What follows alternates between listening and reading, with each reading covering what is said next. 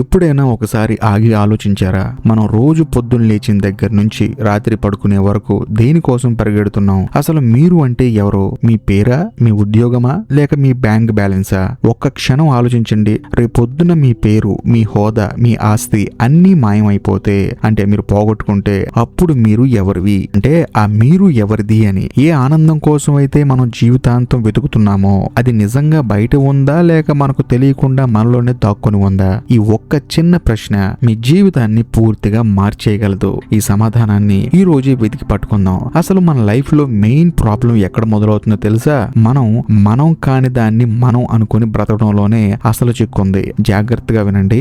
మనందరం మనకు తెలియకుండానే కొన్ని లేబుల్స్ తగిలించుకొని బతుకుతున్నాం. నేను ఈ బాడీని, నేను అందంగా ఉన్నాను, లేక నేను నల్లగా ఉన్నానని ఫిక్స్ అయిపోతాం. లేదా నేను డాక్టర్ని, నేను ఇంజనీర్ని, నేను ఫెయిల్యూర్ని, నేను సక్సెస్ఫుల్ పర్సన్ని అని సొసైటీ ఇచ్చిన ట్యాగ్ ని మన భుజాల మీద వేసుకొని మోస్తూ ఉంటాం. దీనివల్ల ఏమవుతుంది? ఆ లేబుల్ కి చిన్న దెబ్బ తగిలినా మనం విలవిల్లాడిపోతున్నాం. ఎవరైనా మనల్ని విమర్శిస్తే అది మన శరీరాన్ని లేకపోతే మన మనసుని అన్నాడు అనే మాటను కూడా మర్చిపోయి అది నాకే తగిలిందని చెప్పేసి డిప్రెస్ అయిపోతాం. అంటే మనం వేసుకున్న చొక్కా చిరిగిపోతే మన చర్మం చిరిగిపోయినట్లు ఫీల్ అవుతున్నాం. ఈ రాంగ్ ఐడెంటిఫికేషన్ వల్లే మన జీవితంలో సగం దుఃఖం, భయం, ఆందోళన వస్తూ ఉంటాయి. సరే, అసలు ఈ కన్ఫ్యూజన్ ఎందుకు వస్తుంది? దీనికి ఒక సింపుల్ లాజిక్ ఉంది. ఉదాహరణకి మీ చేతిలో ఒక స్మార్ట్ ఫోన్ ఉంది. దాన్ని మీరు వాడుకుంటున్నారు, కాల్స్ మాట్లాడతారు, గేమ్స్ ఆడతారు, పని అయిపోయినాక పక్కన పెడతారు. అంతేకాని నేనే మొబైల్ ఫోన్ అని చెప్పేసి మీరు అనుకోరు కదా. ఎందుకంటే ఆ ఫోన్ కేవలం ఒక పరికరం మాత్రమే. ఆ విషయం మీకు బాగా తెలుసు. కానీ దురదృష్టవశాత్తు మన బాడీ విషయంలో, మన మైండ్ విషయంలో మనం క్లారిటీ మిస్ అవుతున్నాం. మన శరీరం పంచేంద్రియాలతో నడిచే ఒక అద్భుతమైన ఇన్స్ట్రుమెంట్. మన మైండ్ ఆలోచనలు పుట్టించే ఒక సాఫ్ట్వేర్ లాంటిది. కానీ మనం ఏమనుకుంటున్నామంటే ఈ ఆలోచనలే నేను, ఈ శరీరమే నేను అని బలంగా నమ్మేస్తున్నాం. మనం గాఢ నిద్రలో ఉన్నప్పుడు మనకి మన బాడీ గుర్తుండదు, మన జాబ్ గుర్తుండదు, మన సమస్యలు అస్సలు గుర్తుండవు. కానీ అక్కడ మనం చాలా ప్రశాంతంగా, హ్యాపీగా ఉంటాం కదా.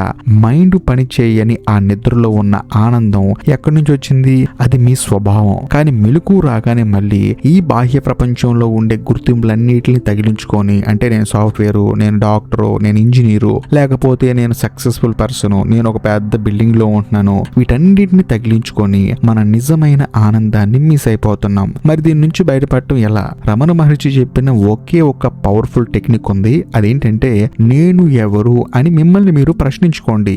దీన్నే నేతి పద్ధతి అంటారు. అంటే అది నేను కాదు, అది నేను కాదు అని డిలీట్ చేసుకుంటూ వెళ్ళటం. మీకు కోపం వచ్చినప్పుడు, బాధ కలిగినప్పుడు అందులో మునిగిపోకుండా ఒక్కసారి బ్రేక్ వేసి ఆగండి. ఈ కోపం ఎవరికి వచ్చింది? సమాధానం నాకు అని వస్తుంది. అప్పుడు వెంటనే అసలు నేను ఎవరు అని లోతుగా ప్రశ్నించండి. నేను ఈ శరీరం కాదు, ఎందుకంటే నా శరీరాన్ని అందరూ చూసినట్లు నేను చూస్తున్నాను కాబట్టి ఈ శరీరం నాది కాదు. పోనీ ఈ కళ్ళు కూడా కాదు, ఇవి కేవలం కెమెరా లాగా పనిచేస్తున్నాయి అంతే. నేను ఈ ఆలోచన కూడా కాదు, ఎందుకంటే ఆలోచనలు వస్తాయి పోతాయి, అవి పర్మనెంట్ గా ఉండవు. కానీ నేను ఉంటాను. ఇలా ప్రశ్నించుకుంటూ పోతే చివరికి ఏ ఆలోచన లేని కేవలం ఉనికి మాత్రం మిగులుతుంది. అదే నిజమైన మీరు. మొబైల్ ని ఎలాగైతే అవసరం వరకే వాడి పక్కన పెడతారో మీ మైండ్ ని, మీ ఆలోచనలు కూడా అలాగే వాడాలి. వాటిని మీ యజమానిగా మార్చకూడదు. మీరు వాటికి బాస్ లాగా ఉండాలి. గుర్తుపెట్టుకోండి, ఫిలాసఫీ అనేది ఏదో రిటైర్డ్ అయ్యాక చదువుకునే సబ్జెక్ట్ కాదు, అది ప్రాక్టికల్ లైఫ్ స్కిల్.